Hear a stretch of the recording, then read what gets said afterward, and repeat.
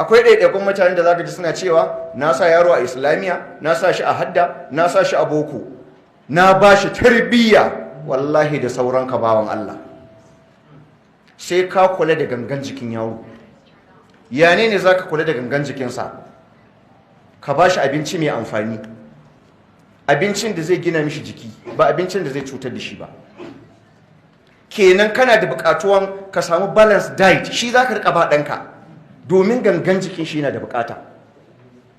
Gangan jikin yana da buƙata. Idan ka duba fiqh sunna, mai fiqh sunna da yake kawo maganganun malamai, har sai da ya kawo wajabcin ka riƙa ba iyalanka su apple, su nama, su wane ne, ka samun ma 'ya'yanka da rigan sanyi lokacin sanyi, da riga mai taushi lokacin zafi. Duk yana daga cikin haƙoƙan 'ya'ya a wuyan iyayensu.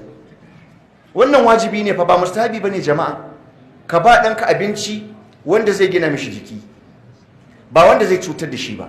Kagan aka ce ba wanda zai cutar da shi ba, ba buƙatun irin bankauran da mata ke yi, sai a ba yaro abinci karfe 8 na safe, sai a ƙara mishi karfe 10, sai a ƙara mishi 12, karfe 2 ma a bashi, 4 ma a bashi, da magriba a bashi kafin ya kwanta a bashi. Kaga cikin yaro ya wani ƙoƙoƙo haka, yaro ya saba da mugunci, duk bayan awa 1-2 sai ya ci. Wallahi 'yan uwana mata kun ci